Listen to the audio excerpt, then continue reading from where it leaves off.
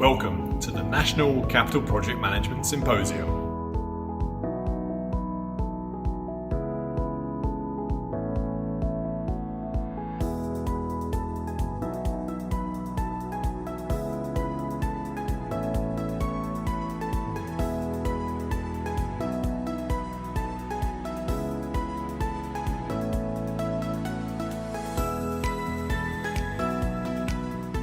Technology is changing the face of business. So much so that digital transformation is no longer a choice, it's an imperative. But research shows that 70% of digital transformations fail to reach their objectives. So how do you manage change at the speed of today's technology? How do you get your teams to fully buy into digital transformation? More importantly, how do you set yourself up for success with digital transformation? My name is John Hetherington and I'm a technology advisor, speaker and coach. I've been a management consultant with Deloitte and Ernst & Young and I've worked in technology for over 25 years. I've been in industry, both in the UK and North America. I've seen it all, both the good and the bad. And one thing is strikingly consistent. That one thing is this: people struggle with digital transformation because they struggle with change. Many people want change, but not everyone wants to change. That's why I'm really excited to be sharing my best practices during my talk on why digital transformation is not about technology at the National Capital Project Management Symposium.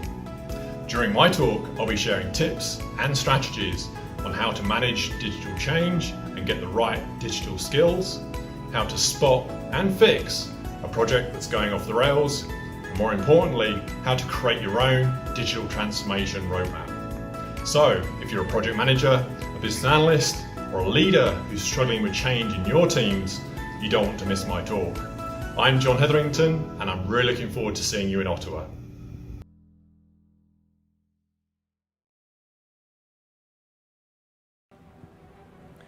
Digital transformation is no longer a choice. It's something we have to do. But digital transformation isn't easy. Did you know that 70% of digital transformations fail to reach their objectives? So that begs some key questions. How do you manage change at the speed of today's technology? How do you get your teams to fully buy into digital transformation? In summary, how do you set yourself up for success with digital transformation? My name is John Hetherington. I've been in technology for over 25 years. I've seen both the good and the bad as both an employee and a consultant. And one thing is strikingly consistent. That one thing is this: people want change, but not everyone wants to change. And that change has become even harder as we enter a new industrial revolution where not only do we have to manage people, process, and technology, we also have to manage huge amounts of data and acquire a new set of digital skills. So if you're a leader, a project manager, or a BA looking to manage change in your teams and set yourself up for success, you're in the right place. Wow, that actually worked. There you go. Thank you. Yes, I was travelled in from Calgary, up most of the night practicing that, and yes, thank you. Huge relief. Anyway, so during today's talk, I'm going to share my tips and strategies for digital thinking, demystifying digital transformation, and tackling that human resistance to change. In other words, how you change, adapt, and lead is going to distinguish yourselves between the digital winners and the losers. Because digital change is constant, and digital transformation is not a revolution. It's an evolution. So how fast does digital and technology change? Change is exponentially fast. So this chart demonstrates how fast technology changes. it shows how quick computing power has grown over time. And you'll notice on the bottom there, the first 100 years, we got to the computing power of one insect brain, just one tiny little insect brain. But in the next 50 years, we're going to get the computing power of all the human brains on the planet. So 100 years, one insect brain, 50 years to all human brains on the planet, which is about 8.5 billion people. So that just shows how fast technology moves. And a great example is the WhatsApp application. Who here uses WhatsApp? Okay, so that's probably half the room, which is not entirely surprising because they started back in 2009 with just 50 people, which is probably a third, maybe a quarter of the room. And in 10 years, they've managed to scale to 1.5 billion people, 1.5 billion users on WhatsApp, just with 50 people, 50 employees. So that's an example of when you harness the power of technology in the right way, you can achieve amazing things. But we have to think differently. We have to think about this exponential growth and then use it to grow our businesses and our companies and ultimately our teams. So I'm going to show you this with movies, pizza, and toys. Who doesn't love movies, pizza, and toys? So we'll start with movies. So everyone knows about Blockbuster being slayed by the nifty, nimble Netflix that came along. And some of that is true, but there's actually 7 specific reasons why Blockbuster went bankrupt. The main one was that they actually were very slow to change. They didn't apply digital thinking. They were a well-oiled machine, very efficient, very well organized. In fact, when they were expanding rapidly on their stores, they could turn up with a tractor-trailer for setting up a store and unpack the tractor-trailer in the order the store would be set up. That's how efficient they were. The challenge is their change. They knew this new streaming service was coming along, and they actually set up a service called Total Access for streaming videos. But they were such a big, well-oiled machine that how do you stop a fast-moving train? They didn't change quick enough. And Netflix, as we know, was able to take advantage of that from digital thinking and got moving quicker. Then pizza. So Pizza Hut and Domino's. Now Pizza Hut are doing okay, but their growth has stalled. It's not exactly growing a lot. Whereas Domino's, for anyone who's had Domino's recently, they've been doing an excellent job around digital leadership. They realized this new industrial revolution and started to bring in new skills to their commodity pizza ordering system to make it very, very easy to get pizza. To the point where you actually don't need any clicks to order pizza with Domino's. You can order it through Amazon Alexa. You just voice control the pizza delivery. That's how far ahead they got these new skills into digital skills into a pizza company to make sure they were set up for success. And then we move on to toys. Toys R Us and Best Buy, electric toys. So Toys R Us, as we know, went bankrupt. There are still a few stores, but unfortunately they didn't get ahead of that digital planning to set themselves up with a digital website. They actually partnered with Amazon. I don't know if many people know this, but back in 2000, they partnered with Amazon for an online exclusive rights for selling toys. What they didn't do is set up their own toy distribution website. So they were behind the curve. And as a result, they've been failing to catch up ever since. Best Buy, on the other hand, compete very well with Amazon. Even in the airport, I noticed they have a Best Buy pop-up store. You can buy Best Buy products, and they'll match any price that Amazon or anyone else has online. So how can they do that and remain competitive? They offer great service. You can have the product, the toy, delivered to the store and go and pick it up, delivered to a different store, have it delivered to your home, have someone come and help you in your own home, have someone consult in the store. So they use digital planning to think ahead, how can we offer that better customer experience? So in summary, They use digital thinking, digital leadership, and digital planning. And we'll come on to those 3 steps towards the end of my presentation, where I'll give you some very specific tips and strategies on how to execute these 3 core competencies in this new technology age. So how do you define digital transformation? It's all very well having these tools and skills, but where do you start? You start with the definition. Digital transformation is about transforming an existing process and specifically creating significantly better customer experience. And that's key. It's not about reducing cost or achieving growth, because, as I'll show in a second, that actually comes from that better customer experience or value. What we're doing here is we're shifting into this new world where it's not about competition or competing or creating boundaries. It's about creating a better customer experience to attract people into your businesses. And then for government and I work a lot with oil and gas who don't have end customers, it's about enhancing your own processes so more people use that and you become more efficient within your own company. And this is quite difficult because a lot of people have value. I think every one of you would say, I can bring value, I can help companies do better. But the value is sometimes locked away in a lot of bureaucracy and process. I'm sure we've all been here, right? With these clamshell blister packs, trying to get at that value, that product in the back there.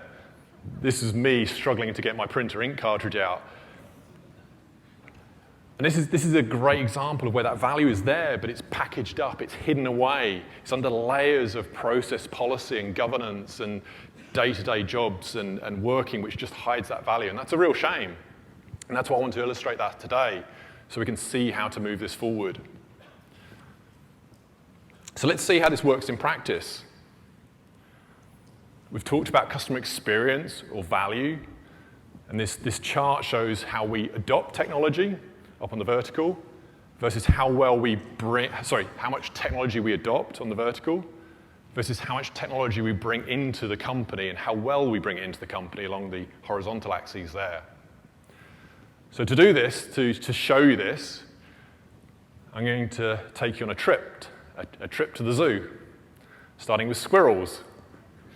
So squirrels are the shiny object. They go around looking for whatever they can see. What's the new technology? How do I get it? I need to go after that new technology. Just bring it into the company as fast as I can. And as a result, they bring it in really fast, but they don't always get the maturity or the value in embedding it into their company. So hence in that top left quadrant there, they're after the shiny objects. They're very tactical. They're not very strategic. And the problem with that is that a lot of tactics don't necessarily bring the full value. As the quote goes, tactics are the actual noise before defeat in the art of war. So now we're going to move to sloths. Sloths are the slow-moving companies. They adopt some technology, and when they do adopt it, they adopt it fairly okay within their companies. Nothing amazing, but nothing too extravagant either. I'm sure we can all relate to those type of companies. Next, you have the owls. So these are the wise companies. They survey the landscape, look for which technologies to pick, and when they pick a technology, they do it really well. They don't necessarily adopt a lot of technology, but when they do it really, really well. And then finally, the lions. They survey the landscape, pick the right technology, pick a lot of technology, and do it really, really well. They know what they're doing because they've moved up to that maturity scale, and as a result, the customer experience and value is there. They grow that experience out of that maturity adoption of technology and how well it's embedded into their companies. So let's have a little quiz. I'm going to shout out a company. I want you guys to shout out which animal or quadrant it's in. So let's start with Apple. Lions? I'd agree. Interesting point about Apple is they probably at one point were in squirrel zone because they were a PC or a desktop manufacturer of computing equipment. Then it went into iTunes, then it went to phones, then it went to MP3 players, the iWatch. They do dabble quite well, but now, I agree, totally. They're now in a lion's position. And that's the other thing, you've got to realize that some companies will move between these quadrants. Next company, BlackBerry. Sloth, yeah. I'd agree. It's unfortunate, but again, they were slow. Unfortunately, they were once lions, I'd say. They were doing what they did was really, really good. Everyone had a BlackBerry. I remember back in the UK in early 2000s, that was the device to have. If you were in a meeting with a BlackBerry, you were a lion, literally. You had that right technology. Unfortunately, yes, they moved to sloth. They're still in business, but they're now much slower. Final one, Government of Canada.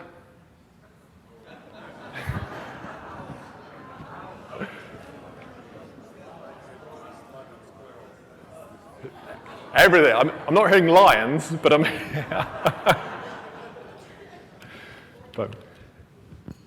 but yes, exactly. I mean, again, the reason I mentioned that is because it depends on the departments and teams within companies as well. A lot of the companies and clients I work with have pockets of all four quadrants. You have some teams that are lions, some teams that are squirrels, some sloths, some owls. And that's okay as long as they know how to manage that technology well. But overall, if you do it well, your profits will be higher than industry average. Lions and owls, for example, 26 and 9% above industry average for profitability, whereas the squirrels and sloths, under industry average for profitability. And that just goes to show that as long as you build up that experience and value, you'll become more profitable and a more mature, a more successful company.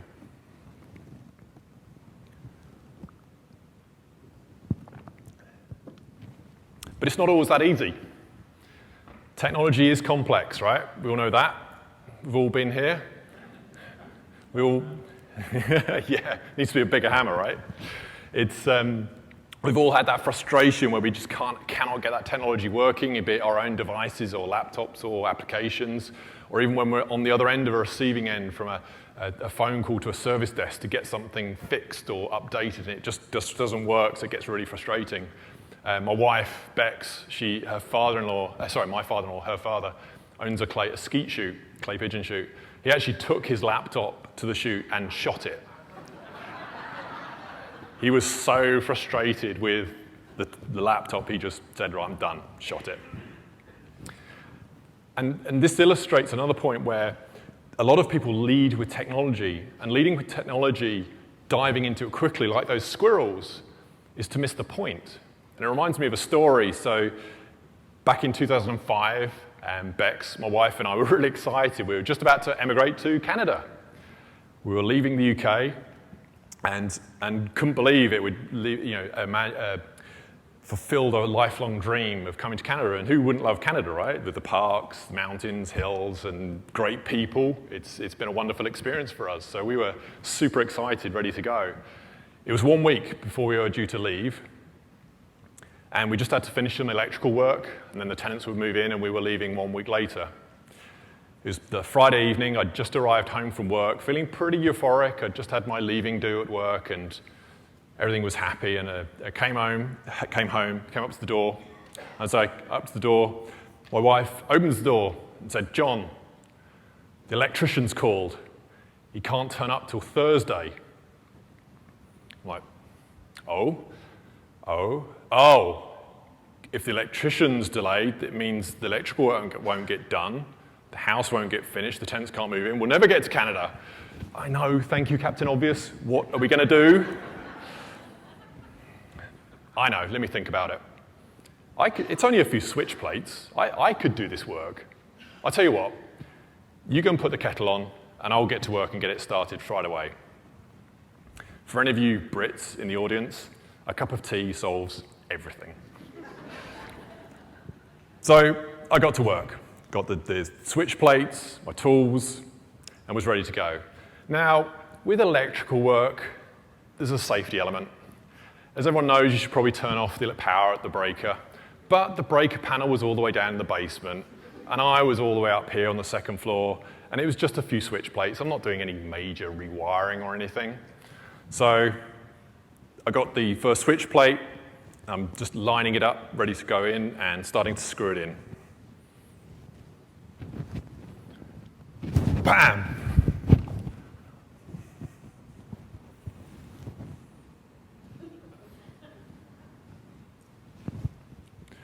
Bags!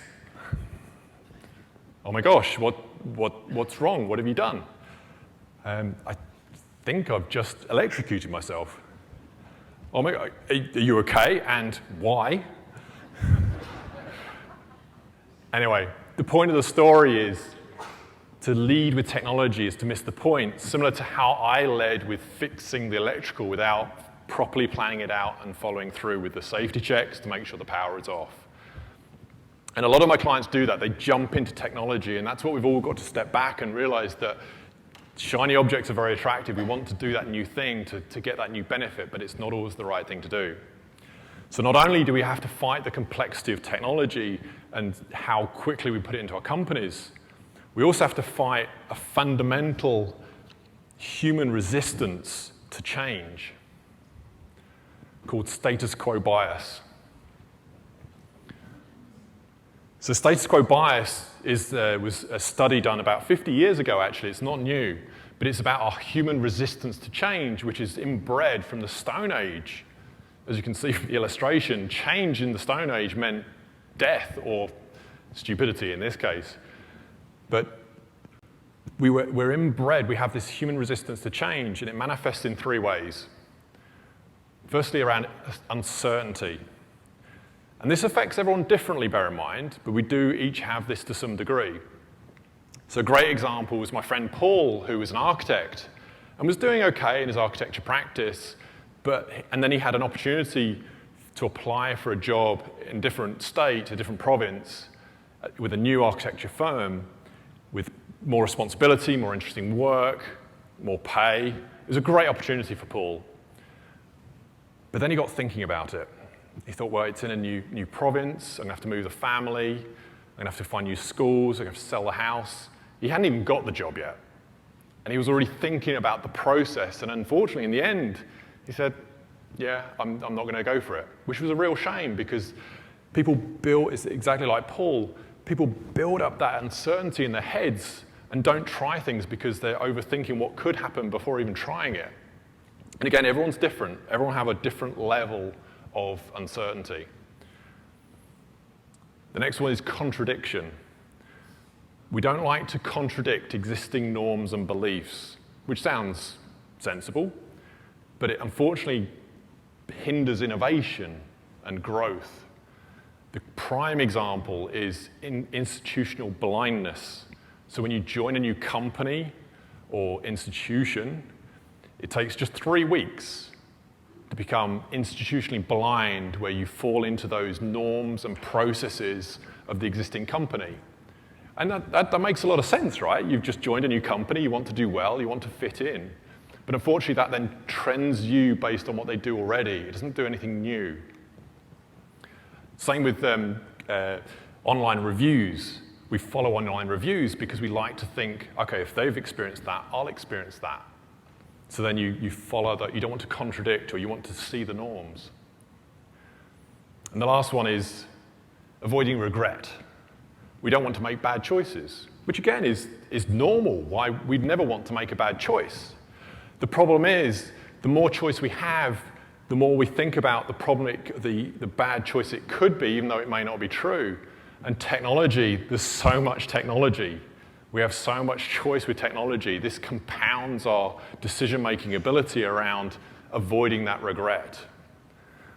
So these are human impacts of avoiding change, which impact our technology projects and decisions and ultimately growth in our companies. So how do you deliver digital transformation well? How do you manage this change? And how do you get to that, ultimately set yourself up for success with digital transformation?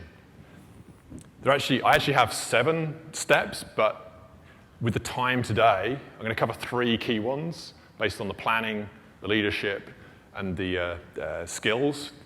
So I'll do that next. But we'll start with digital thinking. So digital thinking is about thinking differently. Because again, remember that institutional blindness? So in technology, we can't rely on what we've currently done before, because what got us here won't get us there. If we keep doing what we do, we're always going to get what we get. We need to do something different. And technology is moving so fast that we have to start thinking differently.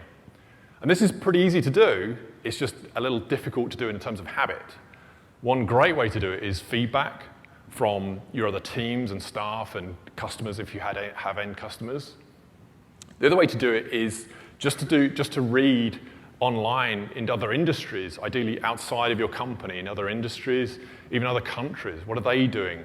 How are they managing their procure-to-pay process? How are they managing their accounting receivables process? How are they processing transactions and implementing technology? Because that will then open you up to different ways of doing things. And this has become, unfortunately, this digital thinking and this bigger thinking is challenging because we have what's called this experience gap. So on the one side, management are focused on costs and profits and shareholders, and on the other side, customers or stakeholders in your own businesses and teams focus on less time, quality, and human ease of life. We just want to remove friction from the process. But that gap gets bigger if the management drivers, and the company drivers around that are bigger than the stakeholders and the customer drivers for time, quality, and accuracy. So how do you deal with that? We need to get to the heart of what digital transformation is. I remember we saying it's about customer experience.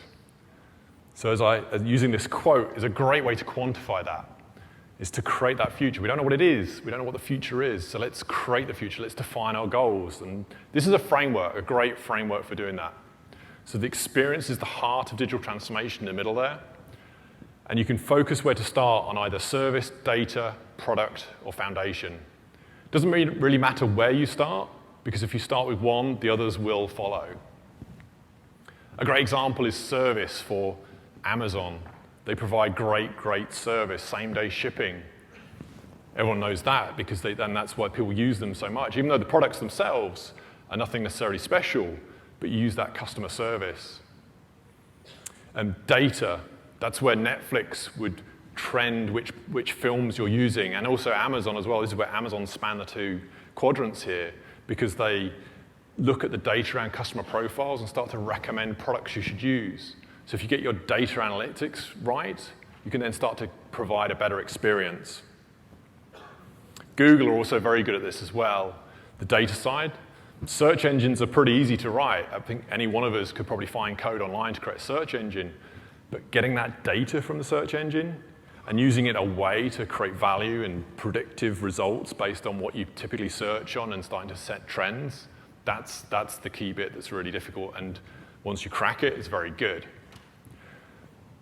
The product, this would be Apple or Tesla as extreme examples, because they do products really, really well. It can be a solution, so it doesn't have to in your own companies. It can be a Power BI report or a dashboard, or even just a process which has less friction in it. You're providing a solution or a product. And then the foundation. So this is key to everything, because without the foundation, you won't be able to deliver the other ones, but you can do them in parallel. So this is your networks, your infrastructure, your ERP systems, making sure that you can provide those additional data, service, and products on top of your technology backbone. Microsoft do this very well. They don't necessarily not always first to market, but when they do it, they do it really well. So we've talked about the digital thinking. Then we need to move into how it works in practice. So this is an example. And the beauty of this example is it's the art of the possible, but also the art of something really small. For those who don't know some of the acronyms there, we're talking Internet of Things, which is sensors gathering data, storing it in the cloud, using data analytics to start manipulating that data. So you need to move data to information and then into knowledge. So data, information, and knowledge are the three key steps. And then artificial intelligence, machine learning, before you present it on a dashboard or a mobile device, using collaboration throughout in a product such as Teams. So good examples here are anything from hotels monitoring the temperature on a particular floor based on how many hotel participants, how many people are staying at the hotel, and then knowing that when was the last time we serviced the air conditioning unit, and then looking at the weather to know that, oh, we're going to use more heat with more clients, more hotel patrons. So we put that into the cloud, use data analytics, and the machine learning then says, yep, you should probably service your furnace sooner.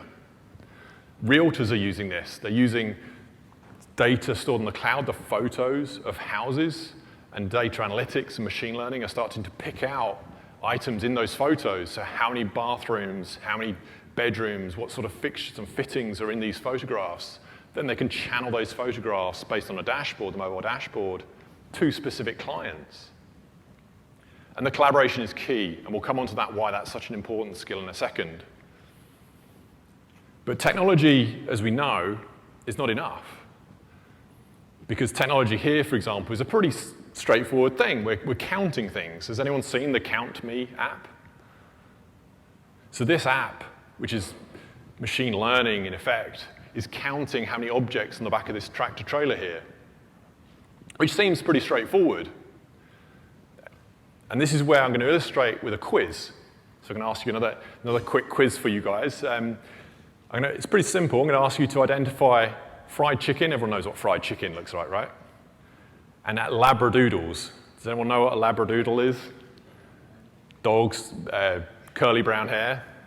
So I'm going to show you a picture, and I need you to shout out how many labradoodles, dogs, how many dogs there are on the next slide. First one wins. Okay, you ready? I'm going to show you the slide now, and then you can shout out the number.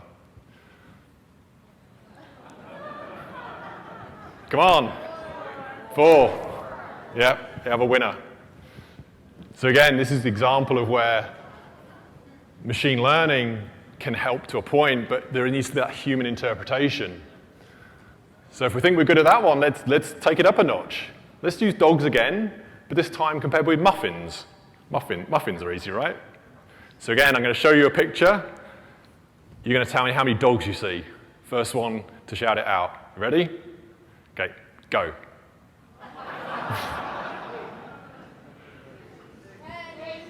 Yes. Yes, we have a winner, 10, the lady at the front here. There's a bit of a trick because there's 3 on the bottom row, 4 on the bottom row with that 3 in that box there. Well done. Yes, and a chihuahua. So this just illustrates that we can't just rely on technology. We need to plan it in the right way. And this is where I've created, based on my experience, I've created a digital transformation playbook. Now I appreciate this is a lot of information. I'm actually going to go into much more detail in my workshop tomorrow morning, and we'll start to break apart some of these elements and then do some exercises to make it real for you guys.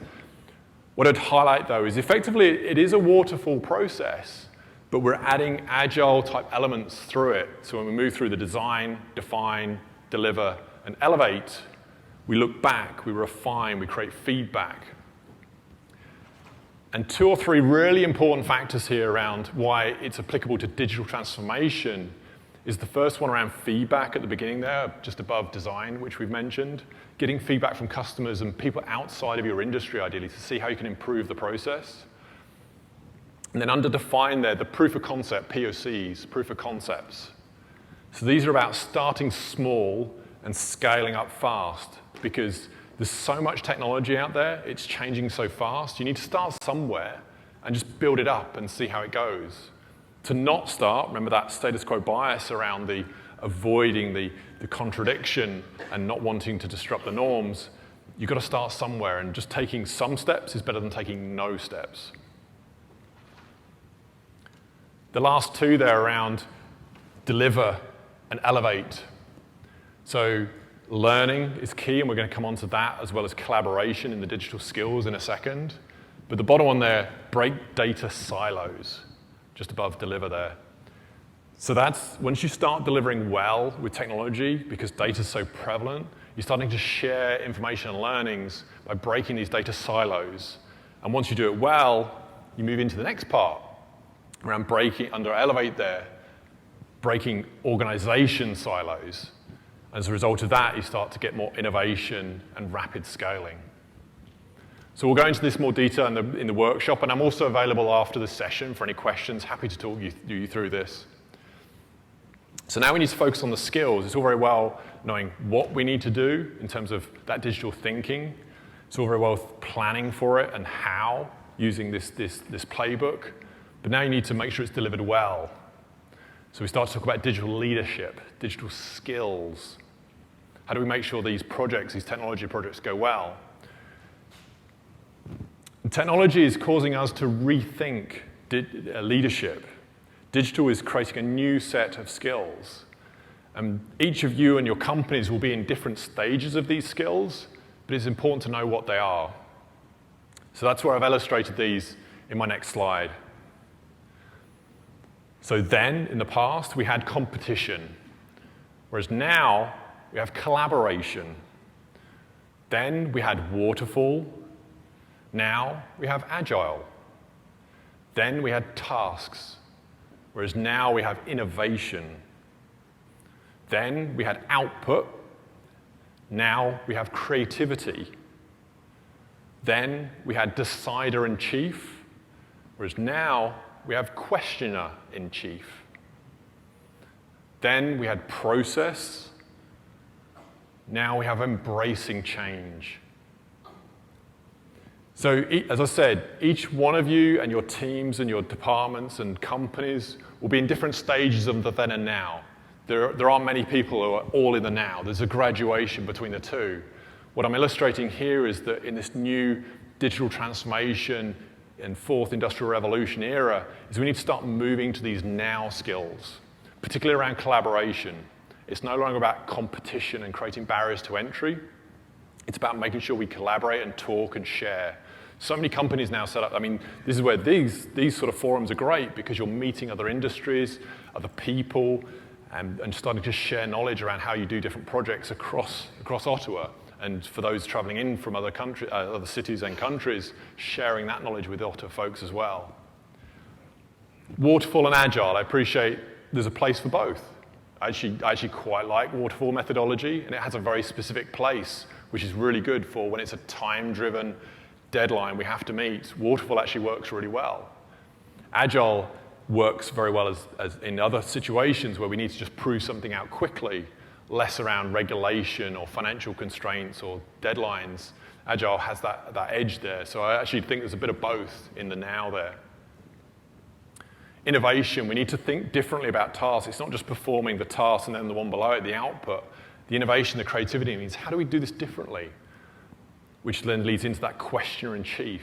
It's no longer about making big bets on we're going to go to this technology or this market or this environment, although that still happens.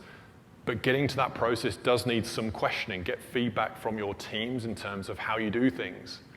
There's no longer the expectation that you have to have all the answers. This doesn't mean the analysis about what technology you use. This is just about getting feedback to understand which technology could be advantageous to your companies and teams. And then the last one there, embracing change, which is why we're here. We're all here to embrace change and understand how to do things better. So at this point, I'm just going to pause to ask for questions, actually. So we'll have a few questions now on either this slide or anything else I've covered in the presentation, just before I move into some closing thoughts. So, going to make Pete run around for the next question. Who has a question? See the fat man run, see the fat man run. Questions? Ah. You waited till I got to the front to raise your hand. Okay, in many organizations that were looking at implementing digital change, we have on one end of the scale the younger group who have grown up with device in hand versus the people in control who have never sent an email. Right. And how do you come to find a way to implement change with such a diverse group to work with? Yes, it's a great question. And you said it well, diverse. There is no one way to get that change with everyone. As Sandra mentioned this morning, everyone is different. Everyone has their different qualities and traits and strengths. And there's going to be groups who are not open to technology. There's going to be groups who are just not open to change. There's going to be groups who are just not open to you. It's, again, nothing personal. It's their own situation. And then you have groups which are very open to change and wanting new technology. What I found is those POCs, starting small, is starting to educate them based on what you think they would like. And it's a lot of conversations. It's a lot of coffee chats. It's a lot of understanding where they are. And bear in mind, and Sandra mentioned this, I have a different scale whereby 20% of people are never going to like your idea. It doesn't matter what it is, 20% are just not going to like it. On the flip side, 20% are going to love your idea. And then there's about 60% in the middle who are like, nah, oh, yeah, whatever. The way you need to focus is on the people who love your idea and the middle. There's no point trying to convince the people who don't like your idea. That's just who they are. Which, interestingly, thinking about that means that 20% of this audience loves this presentation, and 20% hate this presentation. So, anyway, so yeah, and we can talk more after the session if you have more questions on that one. Questions?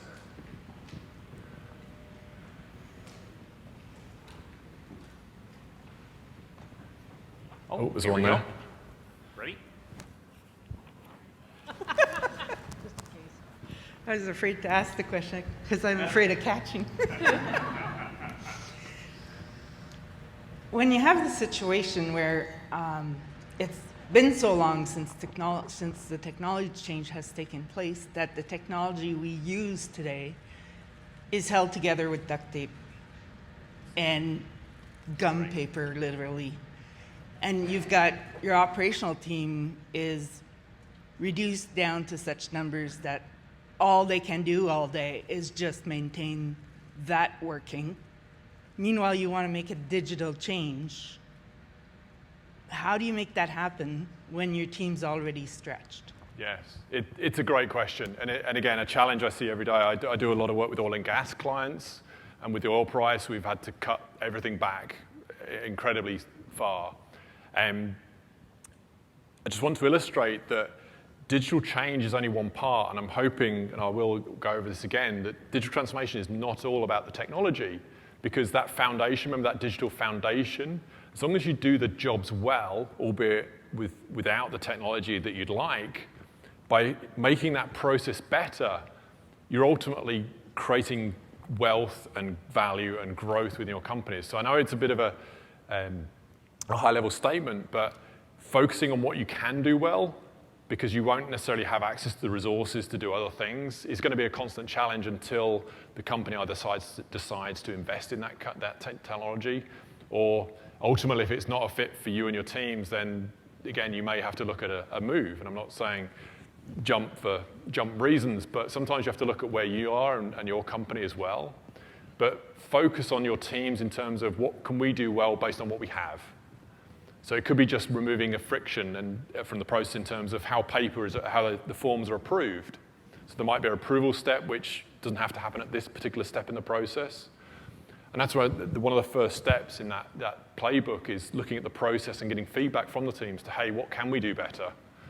I'm doing an exercise tomorrow in the workshop called How Might We? How might we do something different? It's a design thinking approach to exactly that situation where you don't have access to new technology and money, but how could we do things differently?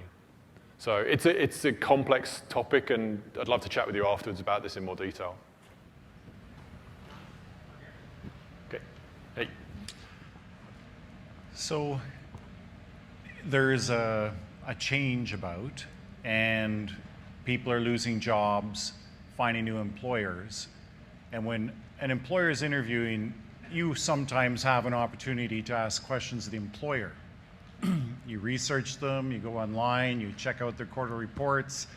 What's a question that you would ask of an employer to determine their success in let's say the next 5 years and going through this digital transformation and managing change and being successful so that you're locking into a company that has a future?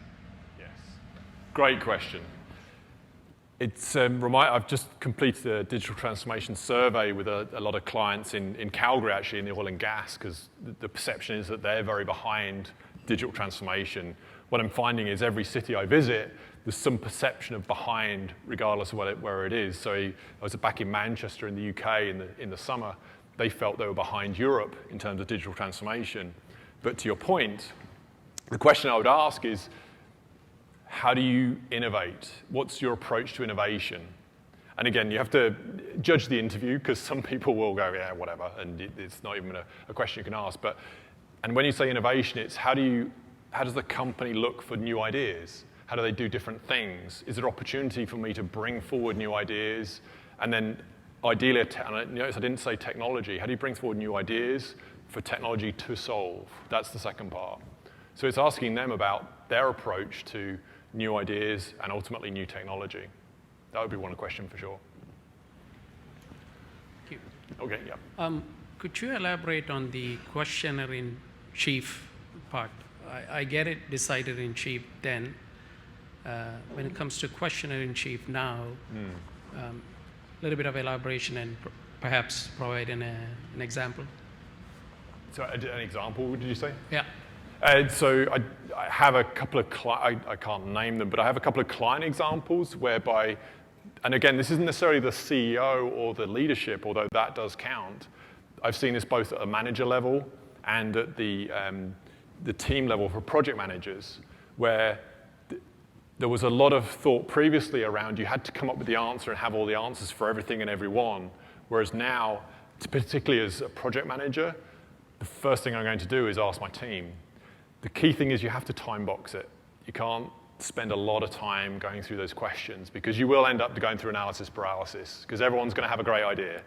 And that same 20, 60, 20%, there's going to be great ideas and there's going to be ideas which you shouldn't really do. But getting the feedback is great. So one thing I've used really well is, it depends on your company, feedback sites on intranets. In the UK, many years ago, we created a magic acronym for Make a Great Idea Count. So this was feedback from staff to where they could submit anonymous ideas for how to improve things. The oil and gas industry does a similar thing called RUF, which is Report Ugly, Fix Failure. And that's typical oil and gas. It's rough as opposed to magic. But there you go. But again, the point is that question in chief is give people different channels of ways to suggest new things and answer problems that you might have. Oh, yeah. When you're doing digital transformation, how do you broach the subject that the internet is global and commerce is natural and not everyone has a zip code? I don't know. I'm not entirely sure where to start with that question. In terms of, so you're asking in terms of how do you make it real for people? When you post something on your website, it goes around the world. Right. It's not limited to my geography. Yes, true. You're reaching people well outside of where most companies are expecting. Yes. So the follow-up for those who didn't hear it was how do you make sure what you're communicating accounts for the global population, because anything online goes pretty much everywhere and anywhere. And yeah, again, that diversity, your point, I think it was your question earlier, and that diversity and embracing that is just, you have to sense check pretty much everything you do online. In terms of products, again, you can start in a specific area. In terms of services, you can limit it to a certain area to start. But be prepared to scale, because people are going to reach out to say, hey, I'd like that product, and I don't necessarily live in that country. So how do we quickly ship it? Websites are getting more intelligent. They're Yes. realizing that you're not in the geographic region and they ask you to switch Right, yes. for one. Yep. That's not universal yet.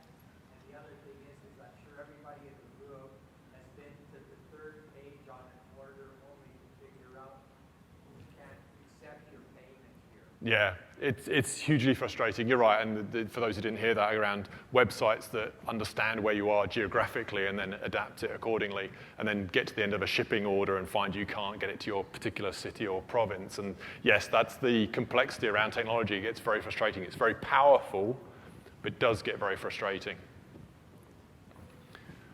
Okay, so I'm around after this session for more questions, and I'll be around tomorrow all day as well. I have the workshop in the morning, so we can certainly grab me after this session or in the morning tomorrow. So in summary, I've shown you true digital transformation and the value it can create. I've shown you how to get started with digital transformation using the playbook and those frameworks. I've shared those tips and strategies which I'm hoping you can take away today and then use with your teams tomorrow. So I just want to leave you with these closing thoughts around next steps. So think of your digital experience and digital thinking, the customer experience and the digital thinking. Make sure that you focus on that value, the output, not the technology. You adapt next week by starting small on something, thinking digitally in the one before, and then start to apply that planning with those frameworks and the roadmap to start making it real. And leading next month, avoiding that status quo bias, that resistance to change. And look at those digital leadership skills and think how you can apply them in your own companies and teams. And growth mindset is another one. We'll talk about growth mindset tomorrow. It's a key one as part of that innovation and collaboration. So I want to leave you with some closing thoughts. Digital transformation is not about technology. It's about customer experience. Customer experience starts with you. Transformation starts with your teams. Digital transformation is not a revolution. It's an evolution. Start small, scale fast, and you can achieve great things. Each of us can impact Canada by helping people to learn to love change and also challenge that status quo. Canada can become more digital, and ultimately we can lead that industrial revolution. There are many great companies using technology to grow, and these companies are growing into something great. Amazing things are unfolding, and I believe in the power of technology. I also believe we have all the resources at our fingertips. I believe together we can achieve anything. Technology is exciting, but technology doesn't always have limits. Technology used in the right way doesn't have any boundaries, only our imagination. Together we'll open up new opportunities, help other people, improve other people's lives, and above all, have fun. So I want to leave you with a quote. Digital transformation is the light at the end of the tunnel. Project management is the train to get us there. Thank you.